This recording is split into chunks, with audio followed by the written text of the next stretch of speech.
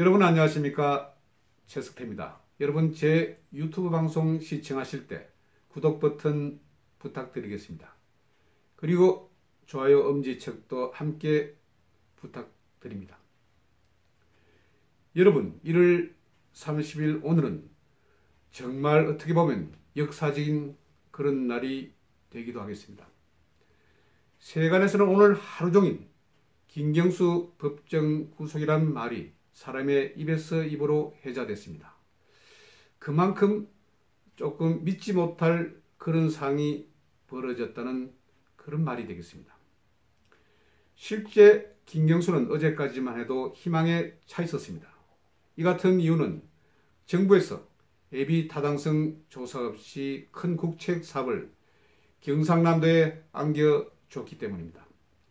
김경수가 주관이 돼서 이뤄낸 그런 사업, 이것은 경북 김천에서 진주를 거쳐 거제까지 이르는 172km의 철도, 남부 내륙 철도라고 합니다.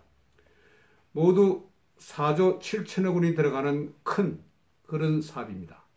이것이 자신의 손에 의해서 이루어졌다, 이렇게 성사됐다 생각할 때 얼마나 기뻤겠습니까?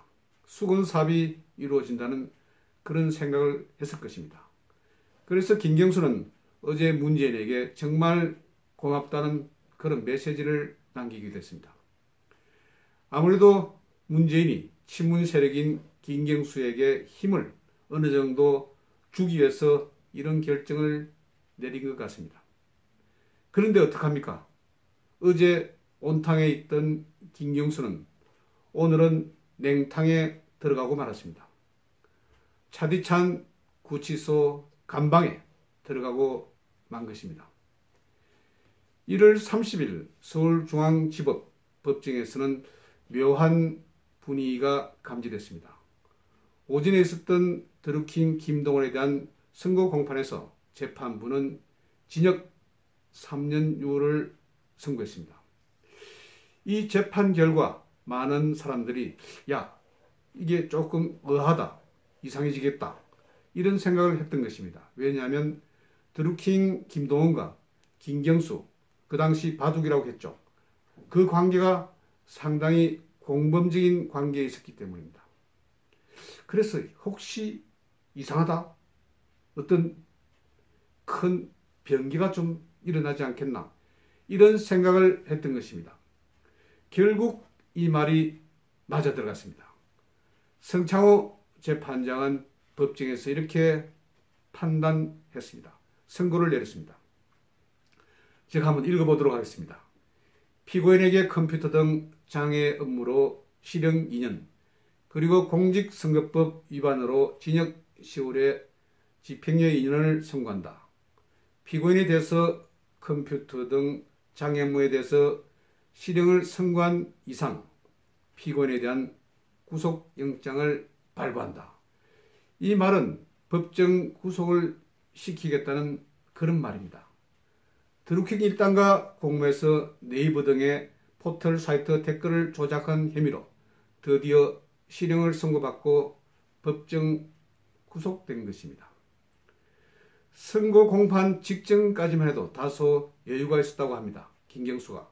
그런데 재판부가 구속영장을 발부한다고 한 이후에 얼굴에 핏기가 완전히 가시고 하얗게 질린 모습이었다고 각 언론은 그때 스케치를 보도하고 있습니다. 그는 재판부가 차례로 퇴정한 뒤에도 우두커니 서 있었다고 합니다. 그만큼 많이 놀랐겠죠. 이런 일이 발생하지 않았을 줄 알았는데 이런 일이 일어나니 정말 자신도 놀랬던 것 같습니다.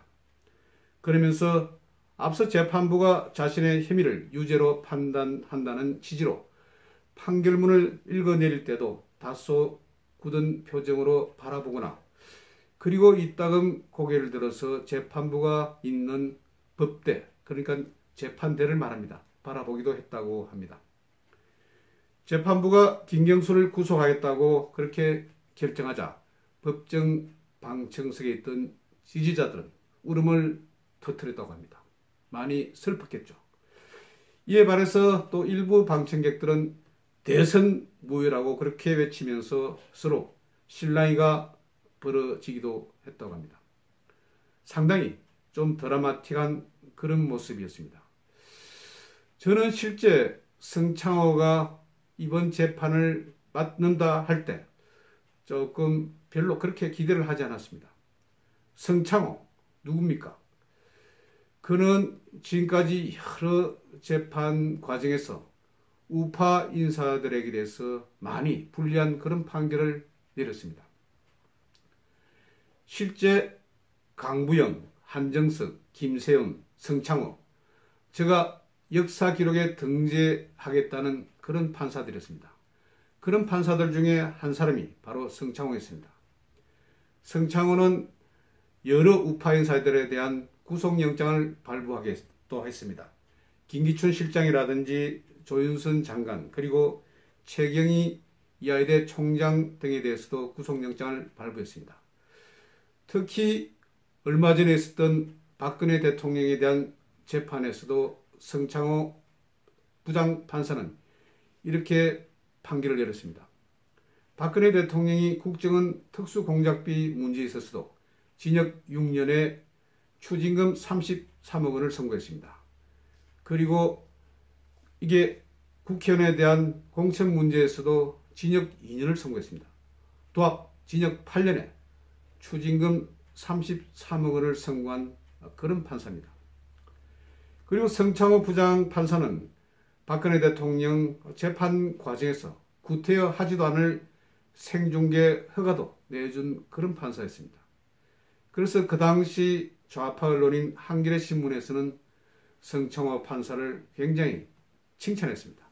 부드러운 판사, 그리고 피고인의 입장을 많이 들어주는 판사, 이런 식으로 좋게 평가했던 것입니다. 그런데 오늘 이런 판결이 나오자 완전 그 입장 분위기가 돌변했습니다. 변호인이 대독한 글을 보면 이것은 김경수가 글을 쓰고 변호인에게 넘겨서 대독 그렇게 발표한 내용입니다. 이 내용을 보면 법정 구속되자 변호인이 그 입장문을 대독했는데 이 내용에서 우려가 현실로 나타났다. 진실을 외면한 재판부 결정에 납득하지 못하겠다. 그러면서 성창호 부장판사와 전 양성태 대법원장과의 관계를 의심했습니다. 왜 그런가 하면 성창호 부장판사가 양성태 전 대법원장의 비서실에 있었다. 그러면서 조금 법원에 요직에 있었다는 그런 것을 비꼬아서 하는 말인 것 같습니다. 그러면서 진실을 향한 긴 싸움이 이제부터 시작됐다는 말로 그렇게 끝을 맺었습니다. 긴 싸움이라고 하니까 기억이 좀 나는데 손석희도 긴 싸움을 그렇게 하겠다고 그렇게 하지 않았습니까? 그래서 이분들은 긴 싸움을 좋아하는 것이 아닌가 하는 생각이 들었습니다. 한편 임종석은 페이스북에서 이런 글을 남겼습니다. 김경수에게 이렇게 말을 남겼습니다. 견뎌서 이겨다오. 그러니까 동지애적인 입장에서 성원을 하는 그런 말입니다. 한편 청와대에서는 이 소식을 듣고 얼마나 멘붕에 빠졌을까요? 왜 멘붕에 빠지는가 이렇게 분석을 해보면 이번 문제는 사실 대선과도 관계가 있습니다. 대선 과정에서 이루어진 댓글 조작, 이것은 대선 결과에 어느 정도 영향을 미칠 수도 있다는 생각입니다. 그래서 많이 화들짝 놀랐을 것입니다. 오늘 이런 상황에서 많은 사람들, 특히 여야 정치는 굉장히 다른 분석을 내놨습니다.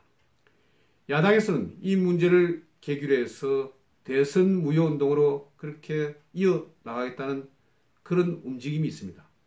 특히 바른미래당에서는 굉장히 이 판결을 반기는 그런 입장이 있습니다.